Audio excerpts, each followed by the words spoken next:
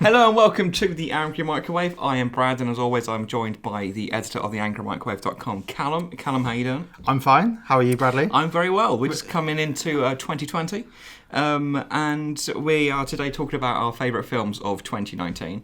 I don't know if our lists are going to be similar or vastly different because we haven't actually discussed this yet. We're saving it for you guys. That's how special you are. And we'll also very quickly define what our list is based on. So it's complicated, isn't it? So it's based mainly on 2019 UK release dates, but that's fluctuated a bit because I went to London Film Festival and we've both seen a few previews of films coming out in January, February. Yeah. So it's basically 2019 UK releases plus this year's Oscar season mainly. Yeah. So there's a bit of an overlap. So obviously, we're not just going for the films that qualify for the Oscars because I don't know about you, but maybe I've got one or two films that qualified for last year's Oscars in there. Yeah. And so there's a bit of an overlap. But overall, the general gist is our favourite films of 2019. And we were saying yesterday when we went to see Jojo Rabbit, you were seeing it for the second time, that there are no films this year which are like the big, smashed it out, clear favourite, this is the best film of the year. Personally, because it feels like everyone's kind of got a different opinion. But I do feel like this year, I've never had such a struggle getting a top 10 list together, but for the right reasons. Oh my God, my list has literally changed 2 or 3 times over the past 24 hours alone. I've got about 25 films on here, and I've just managed to narrow it down about 3 seconds ago, narrowed it down to my top 10. So if we quickly talk about our honourable mentions, then we'll go from 10 to 1 and talk about our favourite films of 2019. Okay, so do you want to go first with your massive list? Yes, so we talk about the films very briefly, and then we'll go in more depth when we talk about them in our top 10. So, honourable mentions, I got Jumanji 2. I thought that was fun. Oh, really? Again, it's not one of the best films of the year, but it's an honourable mention for me because I enjoyed it quite a lot. That's interesting. Once Upon a Time in Hollywood isn't in my top 10. Same. How interesting. Quite a big movie. I did like it quite a lot, but I don't think that they think Tarantino did one of the best directing jobs of 2019. I think they want him to go to the BAFTAs. I think that's what it is. I think that's why Greta Gerwig's not nominated. But anyway, politics aside, I thought Once Upon a Time in Hollywood was good, but not my top 10. The substance is good, but I don't think the film was great. Yeah. I think that's my issue. So, Spider-Man Far From Home. I forgot they came out this year. A great comic book movie. Not my favourite comic book movie of the year. Talking of comic book movies, Endgame. Not in my top 10, which is going to upset a few people when you hear what my number 10 is. Well, we'll talk about this later in the podcast, maybe. Toy Story 4. The first time a Toy Story movie hasn't been in my top 10. Same for me. Oh, really? Yeah, it wasn't. You're a big Toy Story guy. It wasn't even in my honourable mentions, Toy Story. You disappointed that much? Yeah, like... It felt very extra on top of the Toy Story franchise rather than being within it for me. Right, okay. So, it's no Toy Story 3, is it? It's no Toy Story 3. Impeccable. Maybe Crown Train, that one. Star Wars. In 2015, I think was one of the first times that we did our favourite movies of the year list. My number 1 was The Force Awakens, and now Episode 9 isn't in my top 10, which saddens me, but I did watch it for the second time the other day, and I enjoyed it a lot more. It's a bit like The Last Jedi. I think once you get your expectations in check for those Star Wars films, they become more enjoyable. Yeah.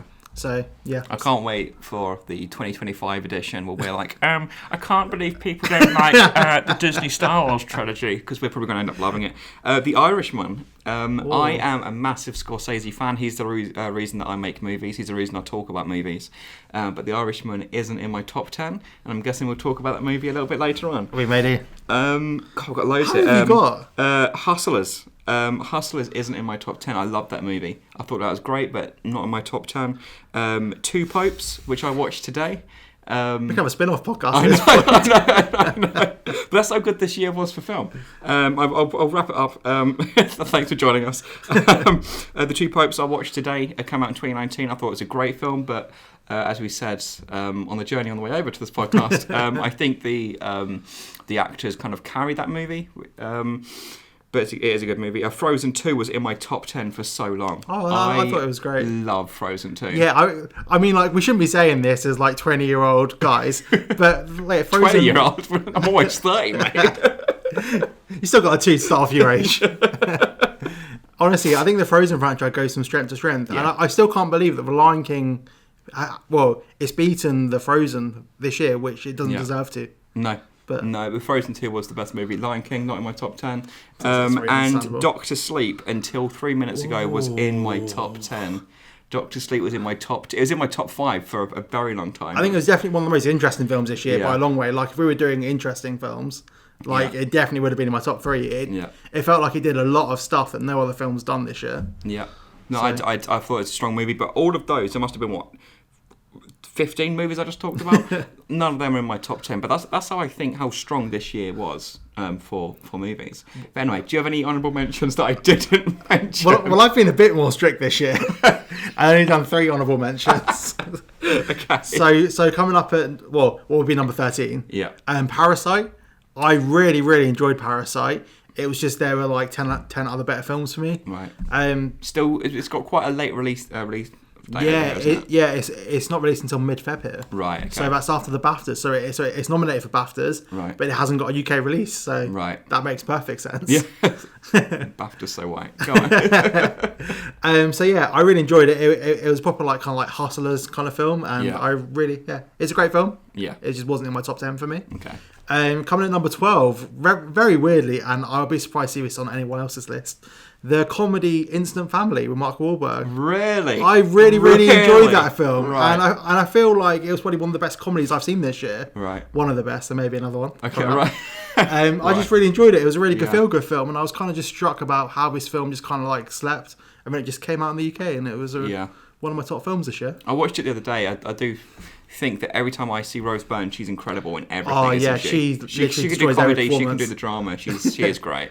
I saw Sunshine a while back in the cinema this year. Well, last year now, and she was great in that, and I kind of forgot how great she was. Yeah, she's great in everything. I mean, number 11. Well, my third honourable mention, because the honourable mention is not list, is Vice.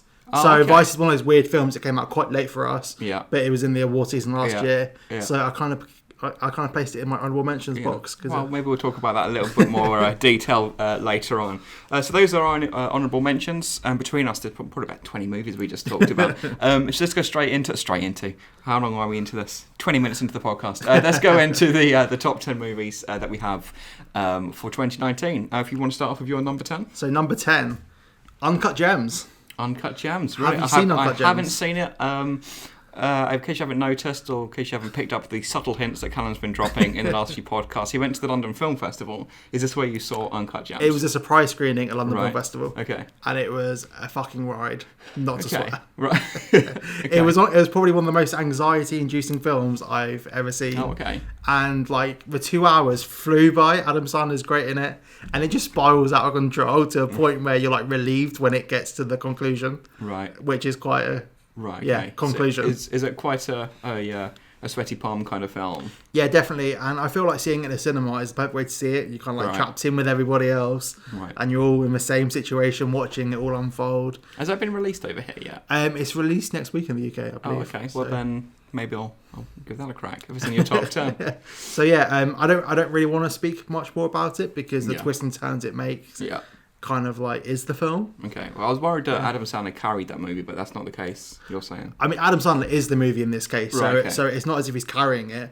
He is the film, very front and centre, and it's basically like a tornado around him. Okay. So yeah, it's... Well, the viewers can't ask this, because obviously they'll be watching this after the fact, so I'll ask you for them. Is it as good as Ridiculous Sex? Forgot that was a film. Your face for a second. Bless him, he means well, doesn't he? So that's your number 10? Yes. Okay. My number 10, I think what might upset a few comic book fans, not Endgame, not Spider-Man, is Shazam.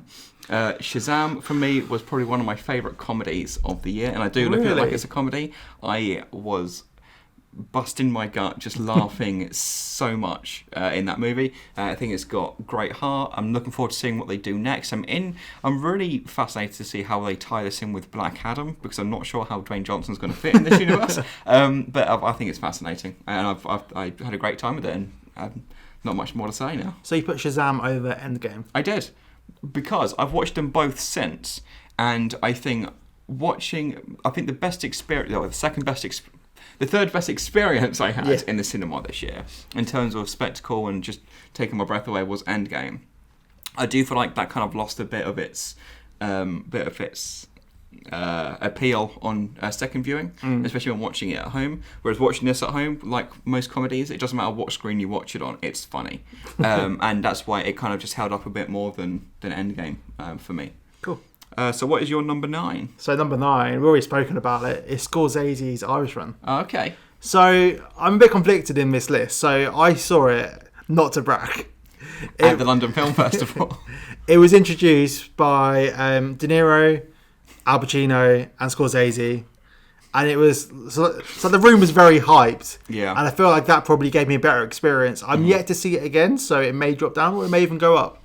But at the time, like the 3.5 hours flew by, and it felt like literally witnessing somebody's life go by in front of you, and it was a full like lifetime story. Okay. And I just really appreciated it for what it was. It wasn't trying to be anything. It was a Scorsese like love project, and that comes across very much. Yeah. There's some amazing performances in it. But yeah, I don't really know what else to say. It was just one of those films where it was like again a journey, an experiential kind of film more than this is a straight up film. Well, the film like it spans half a century, doesn't it? So I mean, it's quite a lot of film. I just couldn't get over, how long it was. Yeah. And I know people say that, just because a film is long doesn't make it bad, and that's true. One of my favourite films of all time is The Revenant, and some people say that they just can't sit through the whole thing. But for me, it just felt like some of the dialogue scenes just felt a little too long in the tooth for me personally. But then again, I was watching it at home and I hadn't just met my idols 5 minutes before it, so maybe that's why. I was watching a thing the other day, a documentary about the VFX for it, and Scorsese was saying that they were literally, it was the Hollywood round table that we do with all the directors, and he was saying how he was literally editing up until the week before. And I think that maybe kind of like is why it doesn't feel like it's been properly edited. Right. Like probably waiting for his like VFX shots. Could you imagine editing, getting all his VFX shots to Netflix? We're not just going to use now of what we spent like 20 mil on. Yeah. So I think that probably may be why. So was this because to make it eligible for the Oscars? Is that why it was editing right up until the last minute? But that's why they had to get it out when they did. Yeah, basically. Right, okay. Well, I think it's going to turn out well for them because they're being nominated for everything else, aren't they? Yeah, I've seen a really good thing on Twitter about somebody break it down to chapters. So The Hateful Eight did that on Netflix quite recently. They broke it down into separate chapters. And I think it may benefit from home viewing into being split into those chapters. Yeah. And work really well. So. Well, naturally, I had to split into chapters because, I had 14 kids and, 14 family deaths in the time that took me to finish that movie. My number 9 is a movie we saw yesterday. A movie that you saw at the London Film Festival, because you saw everything there. Jojo Rabbit. I really like that movie a lot. I do think it's got a great combination of heart and drama. Going off what we were talking about after we saw the movie yesterday, I agree with you. I don't know if this is on your top 10 or not. It's not. It's not. I know your problem is that you think it switches too aggressively from comedy to drama. Yeah. I do agree with that, and I think if it wasn't for that, it would be higher up my list. But I do think the drama works well, and I think the comedy works well. And I think because they both work well, for me, that adjustment, I can kind of forgive that. But I loved it. I thought it was great. Yeah, for me, I just feel like it's two separate movies, and it's very not like smooth when it switches between them for me. Right. I think both of them are amazing films. Like the drama is done really well by Taika. Yes. It's probably some of the best drama I've seen him direct. Yeah. Rather than the comedy feels very satirish in a great way, but it's very hard to go between like Taika playing Hitler to then seeing like Nazis murder people. It's quite a switch at points. Yeah, and so some part of that, if you watched, I think the last 20 minutes of that film, and you walked into the cinema very, very late or something, or you walked in, your nan was watching it, you'd think they were just watching a straight-up war movie. And I think when you're doing that, it's like watching Saving Private Ryan mixed with Monty Python. You're like, what is happening here? What are these two worlds? And it does feel like that sometimes, but for me, that was kind of the pleasure. And the ending shot's also great, the ending view. Yes. I think that's one of the best bits of the film. Yeah. So, yeah. What is your number 8? So, number 8, Booksmart. Oh, okay. Has this appeared on your list? We'll come up later, so maybe we'll talk about it a bit more then. And number 8 for me, I think we're going to talk about a little bit later for you, which is Knives Out. Yes, so should we... So Knives Out's my number 7. Let's talk about that now. So let's go straight into it. Knives Out, it's Ryan Johnson's baby. It's literally... It's what he was made to make, I feel. Like, it just fitted so well. The cast was amazing. Yeah. And I've seen it twice now, and there's so many tiny things which you pick up on. Like, every time they say that the girl is from a different country, from abroad, it's a different country every single time they say it. Right. And it's tiny little things like that make it so great. It's just, and they're already working on sequels. And I think it translates well for sequels, and I'm looking forward to seeing what he does, because he does make great original content. People's biggest problem with his Star Wars movies that it felt too un-Star Warsy. Yeah. And it was very much a Rian Johnson film. And I think the dialogue hits home, apart from the CSI KFC joke, which it still doesn't land for me. But I think it's a great movie, a great cast, great direction. And I'm curious what you think about the rewatchability factor. Does it take anything away when you know what happened? It adds so much more because you're expecting it. So it kind of gives you a chance to start looking at the little bits. So you appreciate it more. It also has the best product placement in a film last year of Lotus biscuits. But Chris Evans just sits there eating Lotus biscuits, and that's all I could think about. That I wanted to go and get some Lotus biscuits. Right, okay. So this episode is brought to you by Lotus biscuits. Have you seen what Rian Johnson's tweeted about Daniel Craig's accent in the sequel? No. So each sequel, he's going to have a different mad accent. So it's been a Texan accent, and there's going to be no explanation to it. So it'd be a Texan accent. And then maybe it might be like some like French accent next, like we don't know, and there'll be no explanation to it at all. Well, I think the film felt fresh. It made the murder mystery genre feel fresh. It felt very 21st century, and I loved it. I'm looking forward to the next one. And I'm so glad it's a franchise, which is going to be great, and it's not going to... It's an original product, isn't it? It's an original and IP. So. Yeah, and different casts each time. I think that's going to be really interesting. And I think actors are going to want to jump on board for this. I mean, this cast is amazing for an original film with no backing at all. Yeah. And then there's going to be seeing the success of this is going to make all these other actors want to come on board. And yeah, well, I'm looking forward to watching the next one. I think it's a worthy placeholder on this list. So number 7 for me is Booksmart. So let's talk about your number 8, my number 7, Booksmart. I think it was just funny, wasn't it? It was probably one of the funniest films of the year.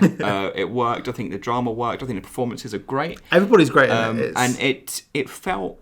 What I heard going into this is that, this is just super bad, but with females, and it's far from that. There's so many more levels on it, and it's really relatable. It feels so even real. To us for guys in our 20s again. Yeah, it's so relatable from having those experiences as teenage boys and all that kind of stuff. Who hasn't accidentally started playing porn really loud in the back of a cab? But I think it's funny. I'm looking forward to seeing what Olivia Wilde directs next. I think she did a great job in this. I don't know what else you can say. It's just really funny. Yeah, I think the biggest comparison for me was Good Boys kind of came out around at the same time. Okay. And it kind of showed how much more depth Booksmart had compared to Good Boys. Right. It just did so much more for me on so many different levels. Yeah. And it's a great film. And I'm not too sure how well it did over here. So if you haven't seen it, I definitely recommend picking it up. I'm sure it hasn't been released on Blu-ray over here, which is mad. Has it not? No, it never got a Blu-ray release, just a DVD. That's insane. A shame. Well, if you can watch it legally somehow, definitely do. It's a great film. What is your number 6? So my number 6 is a film that came out in mid 2018 in America, but took ages to get a release over here. It's 8th Grade. Oh, okay. I have yet to see this movie. 8th Grade. No, I have seen this movie. This is Bo Burnham, isn't it? Yeah. Yes. Okay. What did you think? I feel like I watched that literally 2 years ago. I probably did. I thought it was good. I thought it was a good coming-of-age story. Yeah, exactly. It felt unique, a bit like Booksmart. It felt like you could feel someone's voice coming through in that movie. I really liked it. It wouldn't be an Angry Microwave podcast without me talking about Boyhood. Oh, here we go. And it feels How did you manage to work that one in there? And it feels very much like a companion piece to Boyhood, but in a way more modern kind of setting with Facebook, Twitter, all those social medias and phones that kids now have. Right. And I really appreciated it for that. It was, Yeah, it was a great reflection on society these days that we'll probably never be able to kind of understand, but I feel like this film gives us a lot to kind of take in and see what younger kids are kind of feeling these days. If I get my 13-year-old cousin to sit down and watch this movie, I'm pretty sure she'd think, well, that character on screen is me. It is like that, isn't it? But it's a great, unique voice coming through, and I really enjoyed that film. What number are we on? 6? Yeah, 6. Number 6, so a movie we saw yesterday, Bombshell. Number 6? Number 6. Wow. I thought it was going to be higher than that because I actually loved it. But just going through it, there are just 5 movies that I loved more. I don't know if this is on your list at all. No, it's not, but the performances are outstanding in it. honestly took me until her name come on screen 5 minutes into it. It took me 5 minutes to realise that was Charlize Theron. Yeah, exactly the same. I didn't no realise till idea. after on IMDb that it was her. She's incredible, isn't she? Yeah. I think everyone does a great job. Mark Duplass shirtless in bed. Everyone's a winner. I just think this movie is... John Lithgow's amazing in it as well. I think he's so good. I think he's quite an unsung hero in this film. His performance is amazing. Yeah, this is the best he's been since he played Churchill 2 years ago in The Crown. But honestly, he's unrecognisable. Everything from his posture, his mannerisms, his demeanour is vocal, disgusting. He just feels like such a sleazeball. Yeah. And the guy who Malcolm McDowell, who played... I didn't realise that was him until I went on IMDb after. Honestly, he does the best impression, and he looks just like Rupert Murdoch to the extent where I just wanted to punch the screen. I wanted to throw up. He does such a good job. But I thought it was incredible. It's very... I think it's quite poignant. I think it's quite an important film as well. And very fascinating, I think, for the UK audience, as we said after the film, that because Trump kind of overshadowed everything that was happening in America at the time, this whole storyline never really reached us, I don't think. No, I think it was... So I didn't know what the outcome was going to be. I didn't know what was going on. But Margot Robbie's incredible, and Nicole Kidman, everyone is incredible, and I think when is it released over here? Next week? Probably. Yeah, it's definitely worth a watch, I'd say. Well, clearly, because it's in my top 10. So, our top 5. Talk to me. Oh, the big uns. The big guys. So, this is a film I saw at Sundance London this year. Right. And it was introduced... So I've seen, most of these films introduced by the cast, which is mad. Which is probably why they're in my top 10, but they're also amazing films. He's been bought. So Lulu Wang introduced The Farewell. I'm not sure if you've seen The Farewell. I haven't, no. It's got Awkwafina in. And she's doing well with that, isn't she? She's getting a lot of nominations. Kind of semi-autobiographical. Yeah, you got that. I can't speak. Yeah. And from Lulu Wang, and you really feel like her heart behind the film, because it's her story that she's telling. And it was shot near her hometown, and it was all, it's just such a great. And I don't really want to tell you what happens because I didn't know going in. It was very much an unknown film for me. It was a film where I had a space in my day at Sundance, so I just went to go and see that. As you do, you've got to kill time when you're at Sundance. So I don't really want to say that much because you haven't seen it. No. When is it out over here? It came out last summer. Oh, did it? It had a very, very, very quiet release because I think it may have been a Picture House release. Right, okay. Or a Curzon, so it wasn't in many cinemas around us. Okay, so I'll have to pick this up on streaming somewhere. Okay. But it's just one of those films that I wasn't really expecting, and it really hit me hard emotionally that I wasn't really expecting to be hit by. Okay, well, you got hit and you enjoyed it. So, number 5 for me, I think it's going to be much higher up on your list, is Marriage Story. Do we talk about that later on? Yeah. We'll talk about that later later on. Yeah, very much later on. Okay. Okay. You're number 4. Little Women. Little Women. Are we going to speak about this? We'll talk about that later. Okay. Okay. That's higher up on my list. Number 4 for me is Vice. So we can talk about that now. Yeah. Vice, for me, has stuck with me ever since I saw it. I saw it almost exactly a year ago. It came out, I think, mid to late January over here. It's incredible. Honestly, it is a film that made me angry. It's a film that made me laugh at someone that I found so revolting going into it. Christian Bale is incredible. Everything from the fact that when the titles go up 20 minutes into the film, you're like, what is happening? Are we over now? What's going on? The editing in this film is a narrator in itself. Oh, yeah. I don't know what won Best Editing that year, but that was probably one of the strongest, one of the best edited films that I've seen in a long time. And it stuck with me. I think about that film about every 4 weeks or so. I just randomly think about it because it just stuck with me so much. I think that's why Bombshell probably wasn't in my list because of Vice kind of being in my honorable mentions. Yeah. And stylistically they're similar, aren't they? Yeah, but I feel like Vice has a bit more oomph to it. Yeah, and it's a bit more braver to do what it does. Yeah, Vice. I think the thing is with Vice, you've got so much. you've got a lead, a real life character that is so revolting, and you're allowed to say he's just straight up revolting. that they kind of just went full hog with that. But Christian Bale is, honestly, sometimes I look at the poster of that and I forget that it's Christian Bale. It's incredible. Yeah, Christian Bale, and also Adam McKay, who directs it. I feel like his voice is so loud and prominent at the moment in films. So he directed The Big Short as well. Yeah. And I think Vice is so much stronger in terms of just pacing, like just the strength of the film. But I think maybe that's because of what he took from The Big Short as well. But, yeah, this is why I'm really excited to see what the director of Bombshell does next, because it's kind of the same thing where Bombshell and The Big Short kind of are very similar films, and I'll probably rate them roughly the same. Yeah. So the next film, from that director, it's going to be like a must-watch. Yeah. Yeah, that's just like, if you haven't seen Vice, I'd really recommend it. But if you hadn't seen The Big Short beforehand, if you go into this just thinking it's like an autobiographical movie, you'll be like, what is happening here?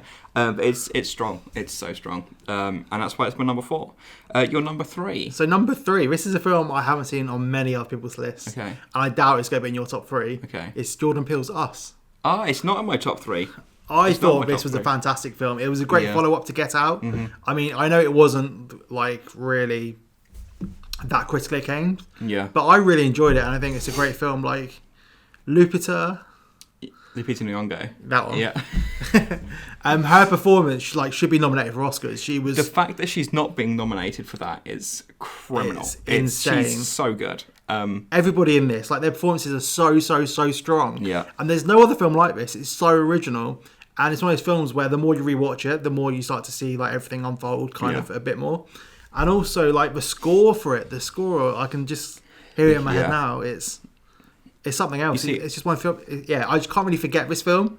And I think that's probably why it's number 3 in my list. For me, I think this suffers from the same problem as The Last Jedi. In that, I think it's such a strong movie, but going into it, expectations were so high because of what Jordan Peele did beforehand. So like, a lot of people love The Force Awakens, and then they watched The Last Jedi. I was like, what's happening here? I think because Get Out was so strong, a lot of people were disappointed, and I wouldn't say I was disappointed. I really liked it. I thought it was very strong, but it just hasn't stuck with me. And the fact that I forgot to put it on my honourable mentions, and it would go on my honourable mentions, but it's so good. And I think the horror works as well. Like those masks, like the faces. It's so creepy. Awful. Oh my god! And her voice, like when the voice. That's exactly what happens. I mean, I basically should be in this film. Yeah. But it's just like visually they're so like the red jumpsuits, they're holding hands across America. Yeah. Oh, there's just so. Yeah, there's so much to love about this movie. But again, unfortunately, not as many people turn out to see it as saw Get Out, I believe. I mean, I could be wrong about that, but even if they did, it hasn't really stuck around in people's minds for as long, which is a shame because I do think it's a strong movie. Yeah, it kind of came out quite early in the year as well, and I know that films kind of suffer with that as well. Yeah. So, yeah. Okay, my number 3 is Little Women. We can talk about this now. I'm not normally a sucker for period pieces. I'm the exact same. I do not get on with them. No, and for the first 20 minutes I thought, okay, well, it's a period piece. But as the film develops, and the pacing in this film is so strong, and the direction, Greta Gerwig did an incredible job. The fact that she's being pushed out because people love Tarantino's feet obsession more. But I love this movie. Saoirse Ronan is incredible. Timothée Chalamet, your boy, he smashes it. Everyone put the picture. Everyone just knocks the ball out of the park here. I could name Florence Pugh. I think she does a great job. What a year she's had as well. She's had a great year. Fighting with My Family was on my top 10 for a long time. I love that movie. Yeah. But she's done a great job. But Greta Gerwig, honestly, my heart breaks that she's not getting more awards and nominations. I was watching the Hollywood Roundtable earlier, and she was in it, and she was talking about how Spielberg had a huge hand in this film.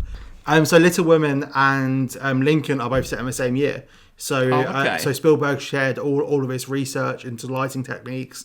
And all that kind of stuff, and I thought the cinematography in this is really strong, isn't it? Yeah, honestly, but yeah, I watched it, and if it wasn't for the other 2 films that are on my top 2 list, it was very close to getting there. I'd say you could easily, all the 3 of my top 3 are interchangeable.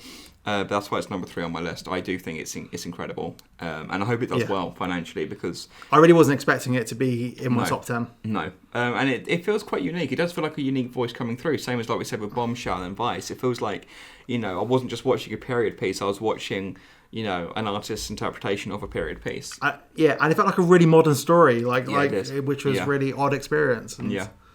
But our top 2, so the big boys and girls, top 2. Sorry, I've got a bit of hay fever. That's why I'm blinking like a madman. Your second favourite movie of the year? Talk to me. Avengers Endgame. Endgame. Wow. Okay, so. Right. Are you upset? It wasn't in my top 10. I was surprised it was in your top 10. Yeah. It was just... It was for a while. But for me, it didn't stick around as long in my memory. But talk to me about why you love it. That scene at the end where they come through the circles, I don't think there's been any other cinematic event that has had that push and impact for me, personally. It's one of those things where it actually, I think... very few times, it happens a couple of times a year, well, obviously with the best movies, but like I cried because I was just so like, yeah, I was just so overwhelmed, with just joy, and I felt giddy watching that.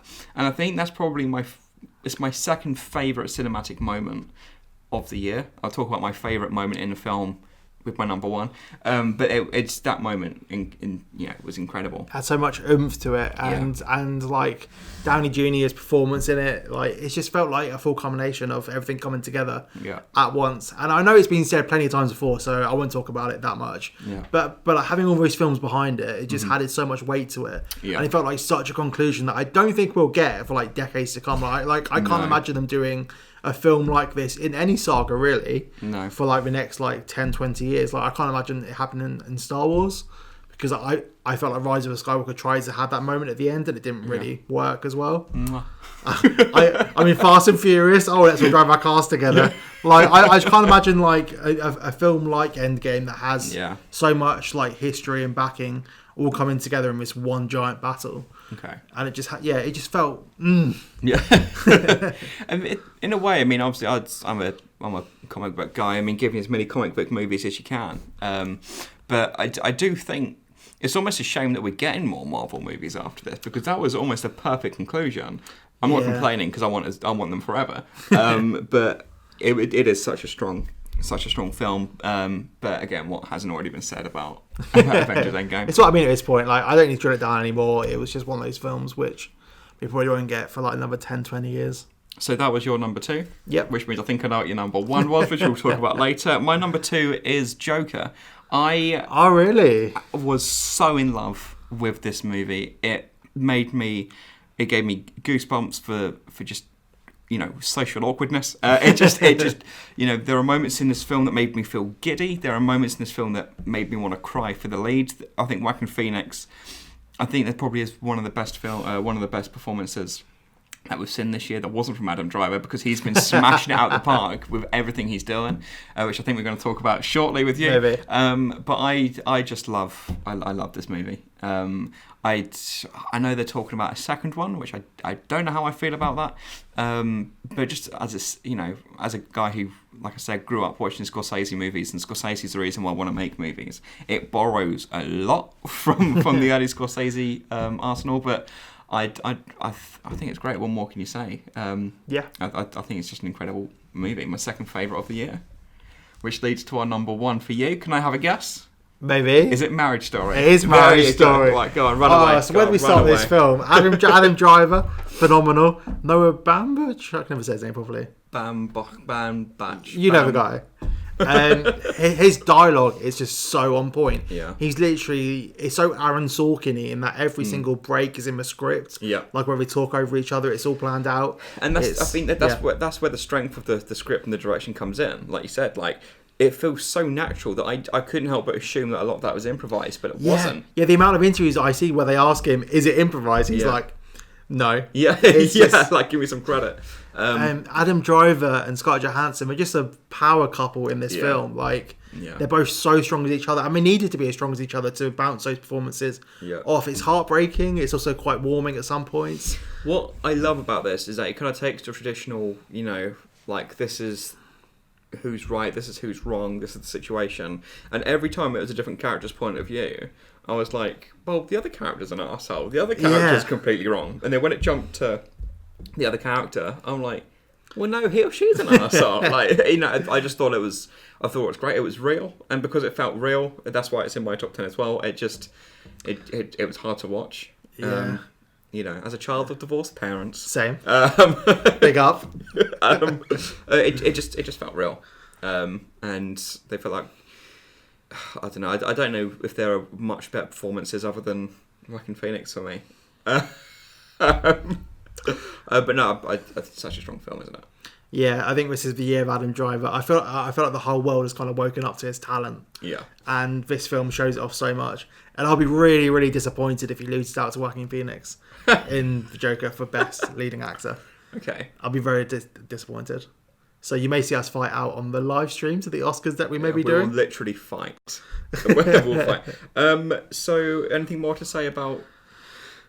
It's just phenomenal, and I think I think that we're planning to do a best of a decade list maybe coming up soon. Yeah, definitely. And I imagine that's going to be so high up in that list. It just feels so strong, so solid, and so timeless as well. Yeah. Like this film could have been set at any time really, and it still would have felt the same. Yeah.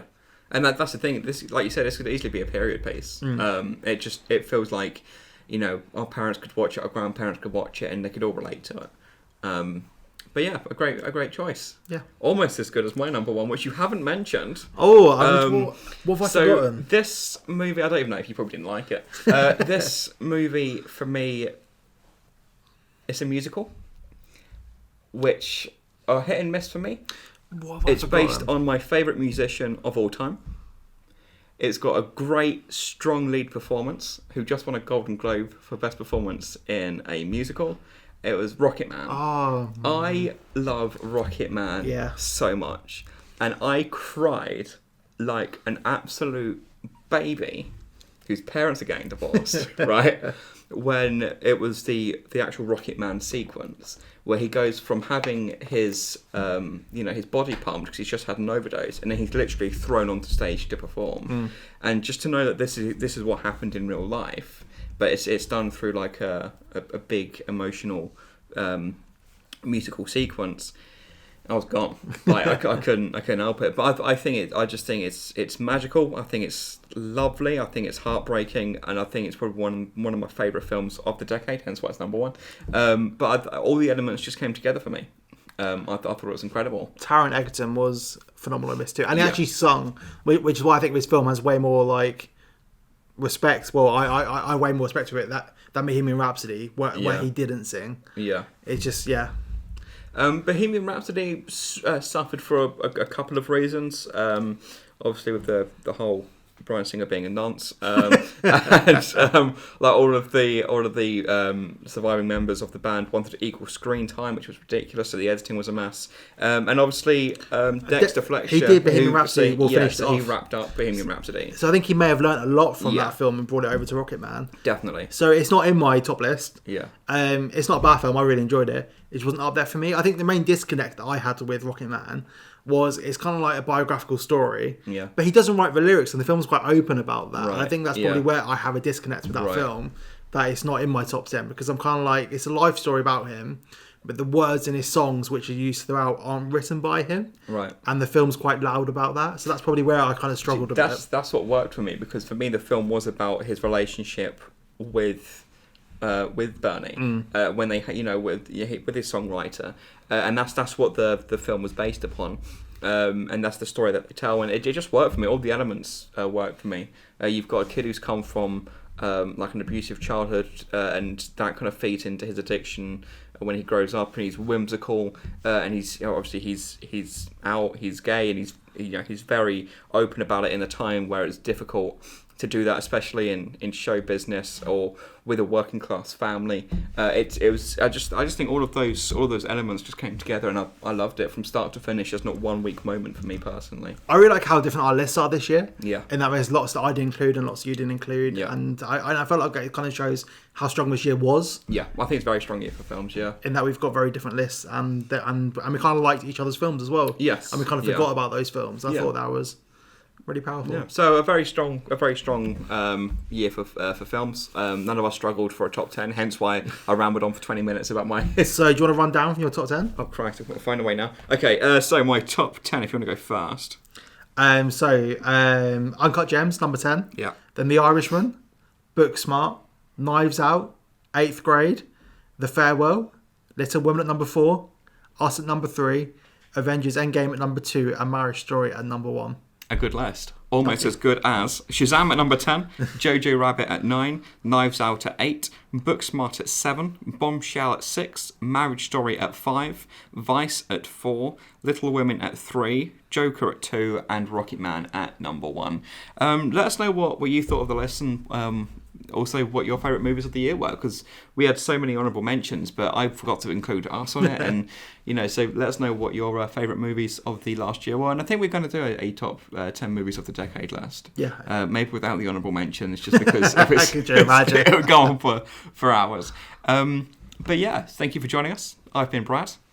Callum. Angry Microwave. Bye. See you later.